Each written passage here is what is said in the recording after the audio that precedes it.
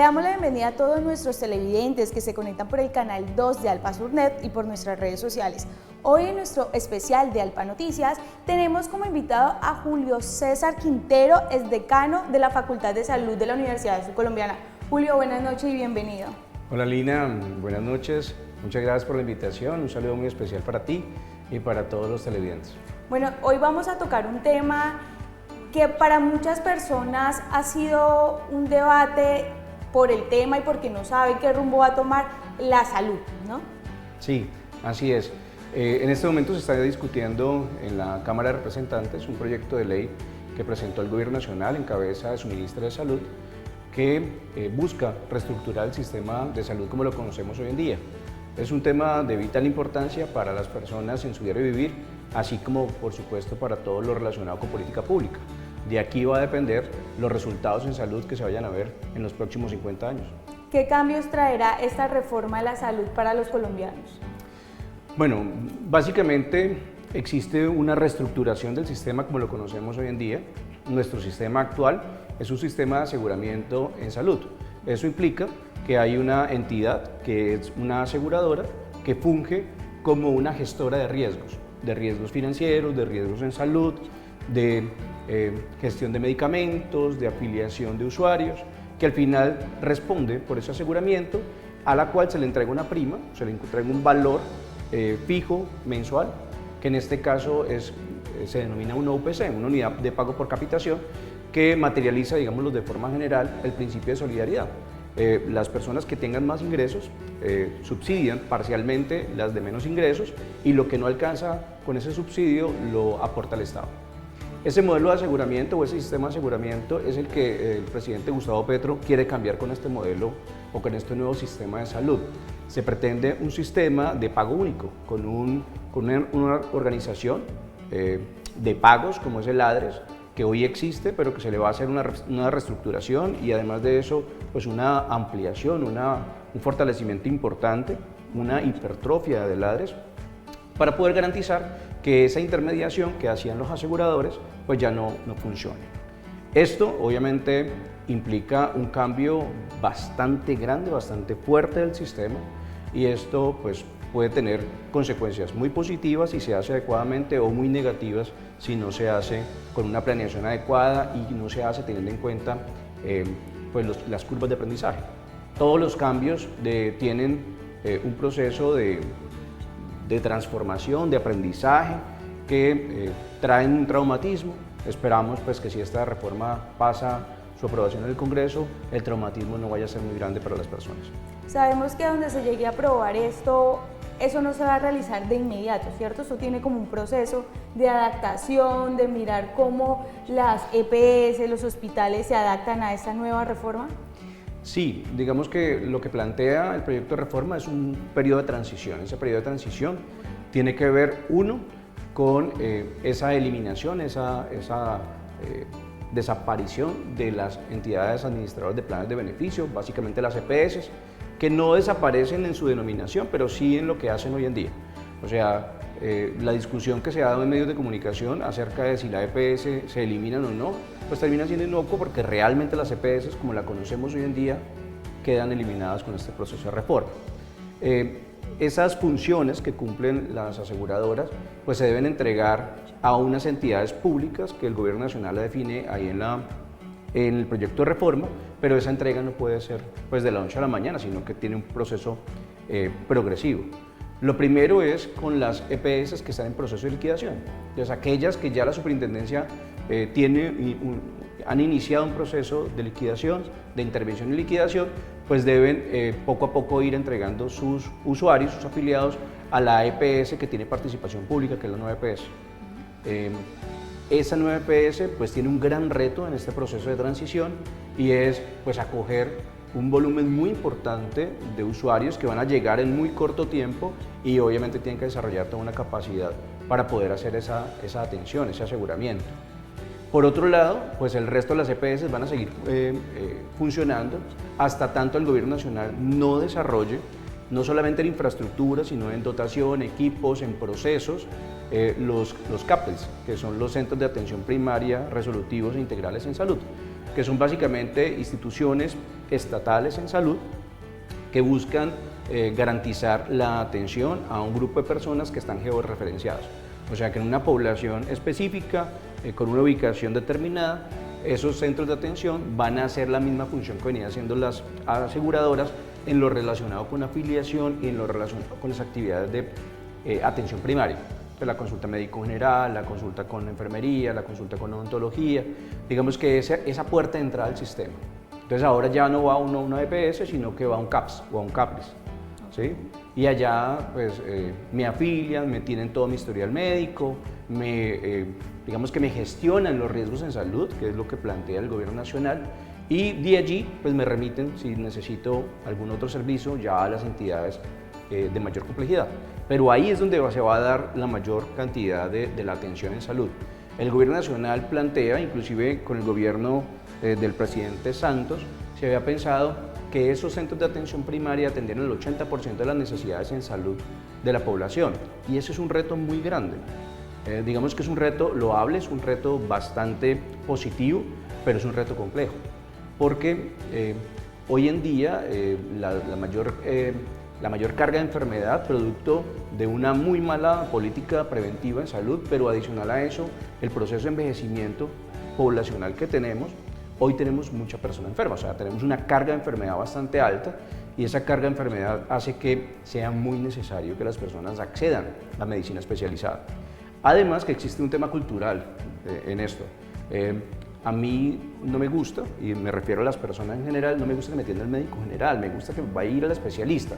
Tengo un dolor de cabeza, quiero que me vea el neurólogo, tengo un problema de la piel, quiero que me vea el dermatólogo. Entonces eso va a chocar un poco con la cultura, con el imaginario popular y adicional a eso, pues con esa carga de enfermedad, con esa cantidad de enfermedad que tenemos hoy en día. Mucho paciente cardiópata, nefrópata, o sea, pacientes con enfermedades crónicas que hoy requieren atención especializada y que se debe garantizar pues hasta tanto el programa de medicina preventiva no dé resultados. Y cuando uno está hablando de medicina preventiva, cuando uno está hablando de salud, buscando disminuir esa carga de enfermedad, estamos hablando de impactos a 30, 40, 50 años. O sea, eso no se va a dar en este periodo de gobierno, sino que vamos a comenzar a ver los resultados al final. Para usted, ¿cuál cree que es lo positivo y lo negativo de esta reforma a la salud que expone el presidente Gustavo Petro?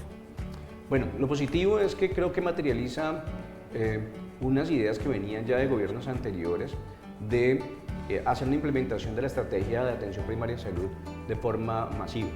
Y creo que en esto el gobierno Petro tiene un acierto muy grande y es darle prioridad a las zonas más apartadas. En donde más existen necesidades en salud es donde menos presencia tenemos de instituciones, sobre todo de instituciones primarias, o sea, de instituciones que velen por la salud de las personas, no por la enfermedad. O sea, que voy hasta tu casa y estoy muy pendiente de que tú no te enfermes, ¿verdad? Eso es un punto muy positivo de la reforma, es una deuda histórica que tenía Colombia en su sistema de salud. Esa responsabilidad la tuvieron en su momento en el actual sistema, la tienen las entidades aseguradoras de plan de beneficio o EPS y no lo han hecho adecuadamente. Adicional a eso, las empresas sociales del Estado de primer nivel también han hecho una labor importante, sin embargo nos hemos quedado cortos. Entonces eso es muy positivo, creo que la reforma materializa ese enfoque primario, esa atención primaria en salud que es muy vital. Lo segundo es que creo que hace un reconocimiento a la labor de los profesionales y los trabajadores del sector salud que vienen en un problema de deslaboralización bastante preocupante, bastante serio, crónico de muchos años. En muchos imaginarios, la mayoría de las personas consideran que los profesionales y los trabajadores de la salud ganan muy bien, ¿sí? Porque se tiene como referencia a algunas especialidades, sobre todo algunas especialidades médicas, que tienen muy buenos ingresos. Entonces se presume que todo el personal de salud gana muy bien, pero la realidad no es así. Personal de apoyo, auxiliares, enfermeras, médicos generales, odontólogos, realmente tienen unas condiciones de trabajo hoy bastante deplorables. No solamente en esas condiciones de empleo, sino también en las condiciones en que se trabaja. Entonces hoy una enfermera, un médico, un personal de apoyo debe trabajar en horas nocturnas, no se les pagan sus horas nocturnas, debe trabajar dominicales, no tienen pagos dominicales. Bueno, las condiciones de trabajo son bastante negativas. Entonces, esta reforma busca hacer una reivindicación de sus derechos laborales que desde la Ley 100 y en interés de ese principio de solidaridad, perdón, de eficiencia que buscaba hacer alcanzar los recursos, pues se sacrificó la línea más delgada que para los trabajadores. Entonces, este también me parece que es un punto muy positivo de esta reforma. Buscar fortalecer la infraestructura de las instituciones de salud públicas también es una necesidad. A nivel de ciertas regiones vemos una infraestructura hospitalaria pública muy buena, muy robusta. Sin embargo, en otras áreas no existe. Hay otras regiones donde no existe un puesto de salud ni siquiera. Eso es muy necesario y creo que esta propuesta de reforma busca generar unos recursos para eso. ¿Qué creo que es negativo? Uno, que yo creo que el modelo o el sistema de aseguramiento ha funcionado, ¿sí? Cuando uno evalúa un sistema de aseguramiento, pues debe evaluar sus objetivos, sus propósitos. Y creo que uno de los más importantes en su momento era alcanzar una cobertura. Y hoy tenemos una cobertura universal, prácticamente. O sea, hoy la gran mayoría de colombianos tienen acceso a un seguro, por lo menos, ¿cierto? A una afiliación a un seguro de salud, que eso es positivo. Esta reforma, pues no lo va a atacar. Sin embargo, creo que se pone en riesgo un poco la viabilidad financiera del sistema. Hoy es una gran duda de si tenemos con qué financiar una reforma tan ambiciosa y una reforma en donde el modelo de aseguramiento, sobre todo aquella función que cumplían las EPS de asegurar el riesgo financiero, pues el Estado va a ser capaz de hacerlo. Porque en alguna otra oportunidad, pues no lo había hecho bien. Acordémonos del Seguro Social, acordémonos antes del Seguro Social cuando lo hacía el Estado directamente, pues en realidad nunca alcanzó el dinero. ¿Por qué? Porque ese principio de eficiencia se materializa a través de políticas de gestión del riesgo financiero y eso lo hacen las aseguradoras. O sea, creo que ahí hay una gran preocupación. Lo otro es que el sistema de aseguramiento como lo conocemos hoy en día también garantiza una gestión del riesgo en salud, o sea, que las personas verdaderamente no se enfermen. Hoy eso está centralizado en una sola institución, que son las EPS. En la propuesta de reforma se atomiza esa función, entonces van a haber gestión del riesgo en salud, principalmente en los CAPS, pero también va a estar en los entes territoriales, pero también va a estar en el ADRES, y eso obviamente hace que la responsabilidad diluida termine pues como en una excusa que hemos tenido en el pasado de no es culpa mía, es responsabilidad del otro, porque no está centralizada esa responsabilidad. ¿Qué otra cosa veo preocupante del proyecto de reforma? Que tiene muchos vacíos. Digamos que cuando uno lee la reforma hay unos aspectos que a uno le gustan, pero le queda pendiente la materialización, o sea, el cómo. Los qué funcionan muy bien, o sea, tener CAPRIS en toda la región del país, para cada 25.000 personas, dijo la ministra que eran más o menos unos 2.500, de los cuales 2.500 ya existen una buena parte. Bueno, pero ¿cuánto vale construir todos esos centros de atención en salud? Pero no solamente cuánto vale, sino después con profesionales y con trabajadores de la salud formalizados, con todas sus garantías laborales, pues eso va a tener un costo importante para el sistema. Y no va a haber una entidad que haga un control a esos recursos. O sea, no va a haber una entidad que haga eficientes esos recursos, así que los costos en salud se van a disparar. Si a eso le sumas la posibilidad de que el control que vienen haciendo las EPS con los prestadores, para que la facturación sea correcta, para que haya un uso adecuado de los servicios, ¿verdad? Pues eso hace que la preocupación financiera que hoy algunos académicos, algunos políticos, algunos gremios también han manifestado esto, pues sea una realidad.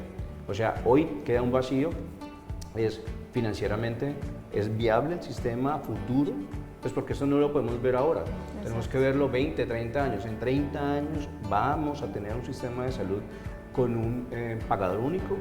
O sea, realmente, si financieramente nos ha funcionado el sistema de aseguramiento en la gestión del riesgo financiero, ¿por qué cambiarlo? Ahora, hay otra problemática grande con este proyecto de reforma y son las capacidades aprendidas.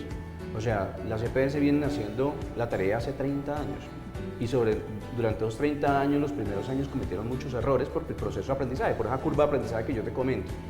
Entonces, vamos a volver a eso, a esa curva de aprendizaje, vamos a volver a tener una improvisación en temas de salud cuando ya hemos ganado un terreno en eso. Yo creo que no podemos desconocer esos aprendizajes, esas capacidades instaladas que ya tienen las aseguradoras. Yo soy un defensor a ultranza de los sistemas de aseguramiento. Creo que unos sistemas de aseguramiento con una muy buena vigilancia y control por parte del Estado funciona.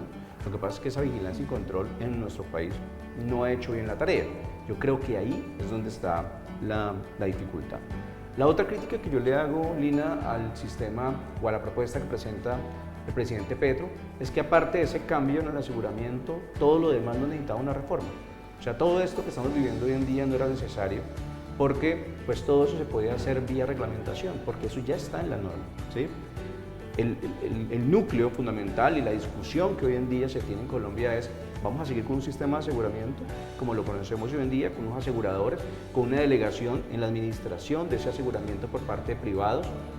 ¿O vamos a cambiar a que el Estado se encargue de ese aseguramiento, entre comillas, porque realmente el Estado no va a ser un asegurador, sino instituciones de salud, básicamente fondos regionales y uno centralizado en el ADRES, quienes van a hacer la tarea? No tienen la experiencia, no tienen la capacidad, entonces vamos a tener pues obviamente unos traumatismos iniciales que van a ser complejos, y la gran duda, la gran inquietud y la gran preocupación es: ¿esos traumatismos se van a perdurar en el tiempo o no? Porque si va a ser un proceso de transición y en ese proceso de transición vamos a aguantarnos un poco esa improvisación, bien, pero se va a mantener en el tiempo. Yo soy de las personas que creo que es muy probable que se mantenga en el tiempo, porque dicen alguna frase por ahí que escuché algún día, decía que el que no conoce la historia está condenado a repetirla. Y nosotros esto ya lo vivimos en Colombia. Ya nosotros tenemos un sistema nacional de salud que tenía problemas serios de financiamiento, no alcanzaba la plata, se perdía la plata en las instituciones de salud, en las instituciones gubernamentales que manejaban el sistema, y adicional a eso la cobertura era muy mala, muy mala. Entonces las personas tenían que pagar con su propio bolsillo la salud. Hoy en día inclusive hay algunas voces que hablan de que al final el proyecto de reforma de Petro quiere beneficiar o busca de forma indirecta beneficiar a los privados, porque al final la medicina privada volverá a aparecer. Y es que los televidentes que nos están viendo en ese momento tienen esa duda, ¿no? Porque muchos dicen que esta reforma va a ayudar a los privados y las personas de estrato 1 o 2 pues van a ser de pronto las más perjudicadas. ¿Usted qué le puede decir a esos nuestros televidentes que son de estrato 1, 2 y 3, que son las personas que más nos siguen, para que estén un poco más enterados sobre el tema de la reforma de la salud? El propósito fundamental del presidente Petro y de la ministra Corcho es darle un fortalecimiento y encargar de toda esta gestión a las instituciones públicas. O sea, quitarle el aseguramiento a las instituciones privadas, que en este momento son las EPS, y entregárselo a las instituciones estatales. Esto no es ni bueno ni malo. Aquí la pregunta es: ¿tenemos la capacidad? Y si tenemos la capacidad, bueno, ¿por qué no lo hicimos en el pasado? ¿Por qué en el pasado no funcionó? Ahora bien, pensemos que hoy puede ser diferente, porque hoy tenemos un sistema de salud que ha madurado, no solamente en lo que es el aseguramiento, sino en otros aspectos que pudieran jugar a favor de ese tránsito nuevamente a un sistema de salud público. Yo creo que para las personas de a pie, sobre todo las personas de estratos 1, 2 y 3, yo creo que el proyecto de reforma trae consigo unos beneficios, pero trae consigo también unas preocupaciones y trae consigo unos riesgos que, si se materializan, pueden ser pues obviamente dañinos para ellos, pero pues bueno, yo creo que aquí a este proyecto de reforma le falta construir muchísimo, porque como tú mismo lo viste o tú lo sabes, en el proyecto de reforma se plantean unas facultades extraordinarias para el presidente de la República, para que el presidente de la República termine de desarrollar algunos aspectos en salud pública que no están ahí en la reforma. Pero además de eso, pues la reforma general, ¿sí? Es un qué. Los cómo vendrán vía reglamentación después, y en esos cómo es que vamos a poder decir con detalle y creo que con una filigrana mucho mayor, con un cálculo más milimétrico en lo económico, en lo financiero, en el tema de políticas públicas, en temas de resultados en salud, vamos a poder saber si nos va a ir muy bien o no. Pero como está hoy presentada la propuesta de reforma, yo creo que tiene unos beneficios para esa población, pero también tiene unos riesgos. Esperemos que no se materialice. Sabemos que tocaste ahora el tema del dinero, lo económico. ¿Es tan viable este proyecto y que Colombia asuma todo lo que conlleva este proyecto de la reforma? Los recursos en salud siempre serán escasos.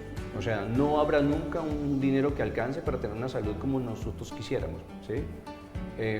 Precisamente gran parte del número de tutelas que tenemos hoy en día es eso, es que el asegurador busca hacer que los recursos no se gasten y las personas buscan acceder a los servicios de salud. Entonces se entra en un conflicto. Lo que busca el gobierno nacional es precisamente acabar con eso, acabar con una barrera de acceso que son las EPS para que las personas puedan acceder a los servicios de salud. Eso es bueno, ¿sí? Desafortunadamente, pues eso tiene un costo financiero, o sea, eso tiene un valor. Si no hay alguien que esté haciendo como esa barrera de acceso, además se acaban las cuotas moderadoras y los copagos, porque el proyecto de reforma así lo plantea, pues ya no va a haber cómo hacerle un control o una limitación al acceso a los servicios de salud, sobre todo los servicios de salud ambulatorios, sino que las personas van a poder acceder libremente. Eso es bueno, por supuesto que es muy bueno, siempre y cuando sepamos hacerlo con responsabilidad, pero eso tiene un costo financiero. Ahora bien, históricamente Colombia, me refiero al Estado, no ha sido un buen administrador de recursos. Hoy vemos que la gran mayoría de las instituciones públicas tienen problemas de financiamiento porque pues se requiere mayor financiamiento, pero también porque la administración no ha sido eficiente. Se piensa en necesidades, pero no se piensa en optimización y en eficiencia. Y esto no es pecado, y me disculpan las personas que defienden las instituciones públicas. Yo también he sido funcionario público, directivo de instituciones públicas, y creo que es uno de los grandes retos que tenemos en temas de cultura al interior de las instituciones públicas. Entonces no hemos sido buenos administradores en el pasado, y esto pues no creo que vaya a cambiar hoy en día. Así que digamos que esa gestión del riesgo financiero que hacían las EPS, pues vamos a tener ahí un hueco importante. El presidente de la República habla de un aumento en el presupuesto para salud, que independiente que se dé reforma o no, lo va a dar. A mí me parece que es muy necesario, se requieren más recursos, pero si no se usan adecuadamente y si no se hace un control al costo y al gasto, creo que vamos a tener dificultades económicas. Espero que no. Julio, muchísimas gracias por su tiempo, por estar aquí con nosotros y contarnos algo de lo que usted piensa sobre la reforma de la salud, sacarnos de algunas dudas a mí, a nuestros televidentes. Muchísimas gracias. Lina, a ti por la invitación, muchísimas gracias a todos los televidentes. Espero que les haya gustado estas pequeñas reflexiones acerca de la reforma. Y a nuestros televidentes los esperamos la otra semana con más especiales aquí en Alpa Noticias.